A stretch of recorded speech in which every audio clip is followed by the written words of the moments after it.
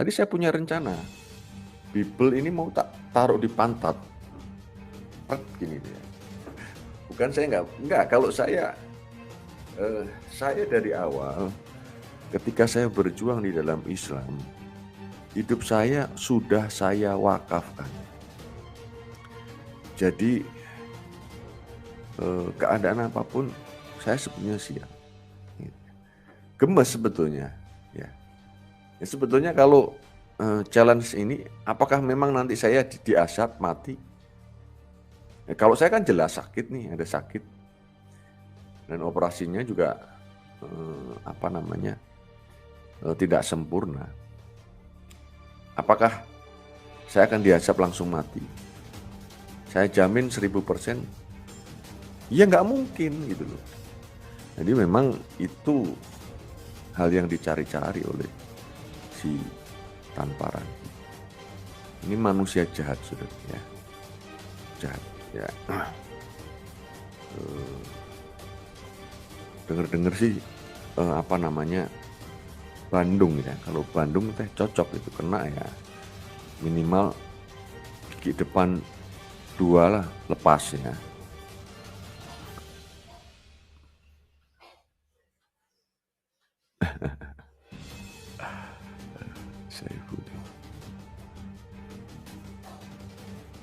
Oke lah. Atau saya eksperimenkan saja ya. Oke lah. Ya, oke, saya eksperimenkan saja saudara ya. Apakah ketika kitab ini saya tempel di pantat, ya, dalam sebulan saya akan mati. Kita tes ya. Dalam 1 bulan.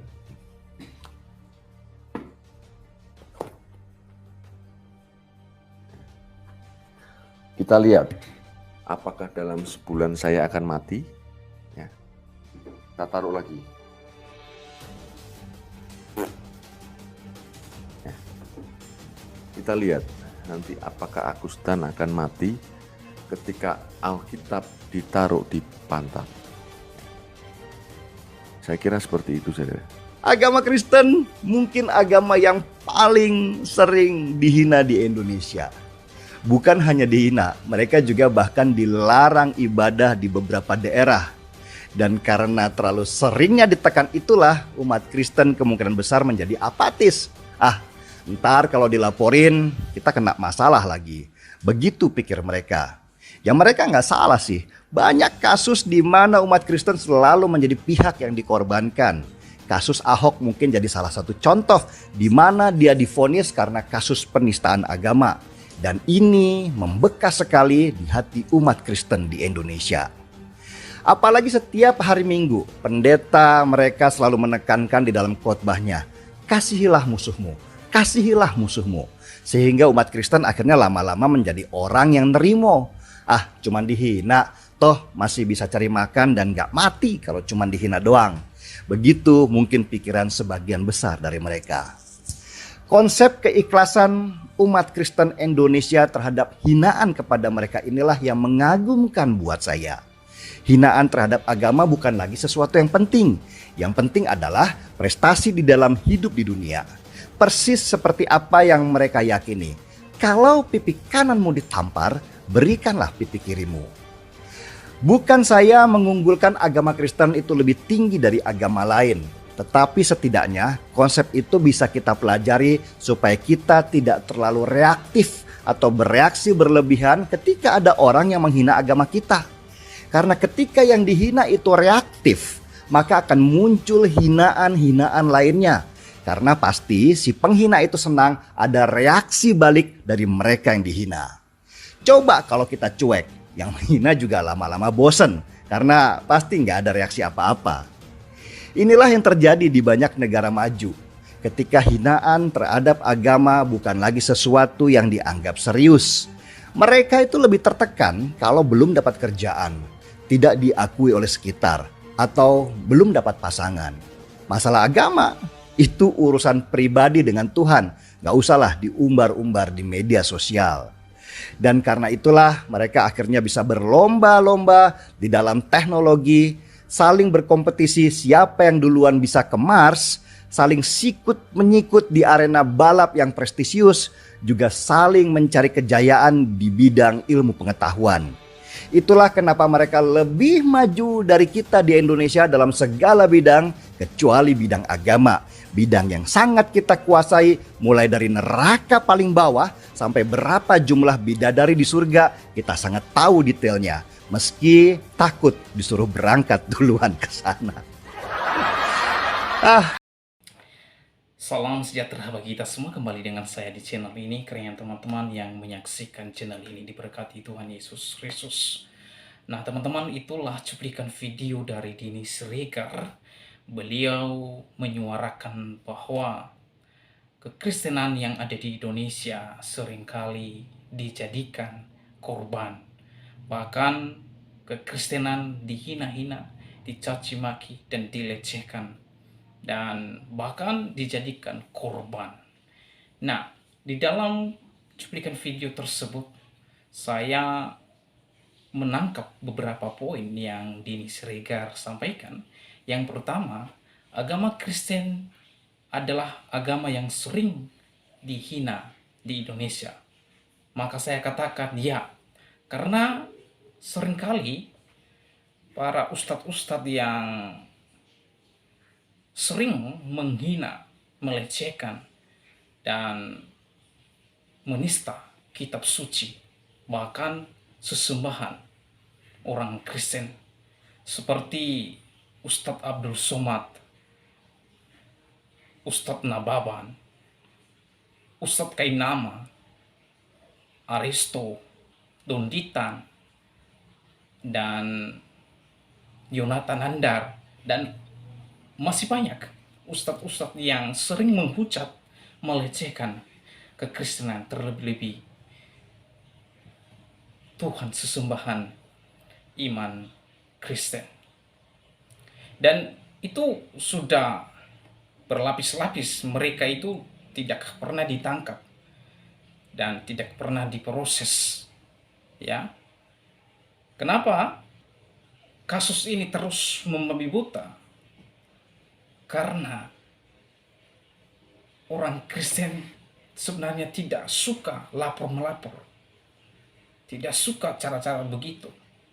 Yang seharusnya pihak berwajib yang tahu hal ini, tanpa ada lagi laporan dari masyarakat, tentu mereka sudah bertindak. Dan yang terakhir ini, Ustadz Agusta, ia mengkentutin Alkitab saya yang saya imani. Sungguh sadis sekali perlakuan Ustadz Agustan. Dan bukan main-main. Ustadz Agustan itu ia melakukan penghinaan, pelecehan, penistaan kitab suci saya di depan publik. Ia live dalam sebuah channel YouTube-nya sendiri dan ditonton banyak orang. Dan kemungkinan para pihak yang berwajib menonton video Ustadz Agusta tersebut. Pertanyaan saya, jika dibalik kasus yang dilakukan oleh Agusta, misalnya Al-Quran diketutin oleh orang Kristen, bagaimana perasaan Koh Agusta? Bagaimana perasaan Ustadz Agustan dan ustadz-ustadz lainnya terkait dengan kasus yang Anda lakukan jika diberlakukan di Al-Quran Anda? Apa yang terjadi? Apa yang terjadi, Pak Ustadz? Saya pikir dunia menggemparkan dan langsung ditangkap. Tidak ada tahan tawar-menawar, langsung ditangkap. Tapi kalau orang Islam menista agama Kristen, kitab suci orang Kristen, ya dibiarkan aja. Ya, tidak secepat itu. Maka saya katakan iya, saya setuju dengan Denny Siregar. Ya, saya tahu beliau ini adalah seorang nasionalis. Ya, saya tahu dia ini adalah seorang penganut agama Islam. tetapi di dalam paham dan konsepnya ia memiliki satu pandangan yang baik. Ya. Yang pertama, yang kedua, Denis Siregar mengatakan bahwa seringkali orang Kristen ketika dihina Alkitab dan sesembahan yang mereka sembah, seringkali mereka apatis. Ya, mereka berkata, nanti dilaporin, kita kena masalah lagi. Ya, yang mengutip satu contoh yaitu kasus Ahok. Ya. Jadi ya memang sebagian orang Kristen apatis terkait dengan persoalan kasus agama. Orang Kristen menganggap bahwa ya sudahlah, hanya caci maki. Toh kita masih bisa bernafas, masih bisa makan, masih bisa cari makanan. Ya sudahlah, biarkan saja mereka. Dan inilah yang terjadi di pemikiran sebagian orang Kristen. Karena kenapa? Karena tidak diproses orang-orang yang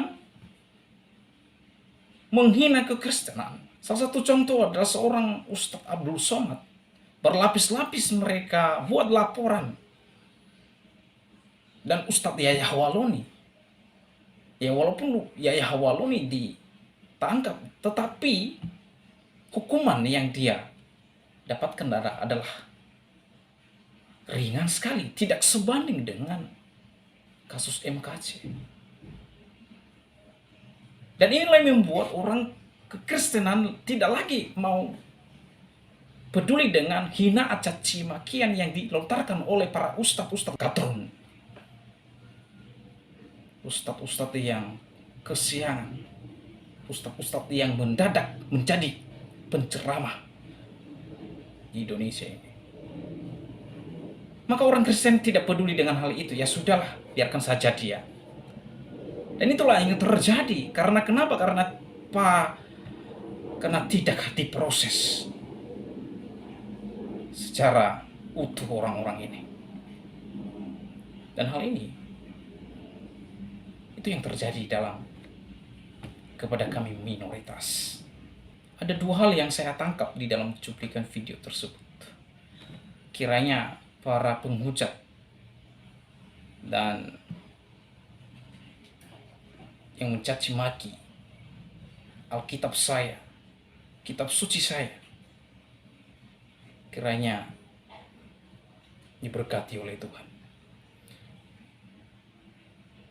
Kami menyadari bahwa ada di pihak kami yang juga melakukan hal yang sama, seperti Saifuddin Ibrahim dan Paul Zhang, yang sekarang mereka berada di luar Indonesia. Kami umat Kristen yang sejati, kelakuan seperti itu tidak kami benarkan. Dan kami mengajukan untuk diproses secara hukum. Saifuddin Ibrahim dan Paul Zhang akan segera diproses di Indonesia. Kami tidak kompromi dengan apa yang mereka katakan.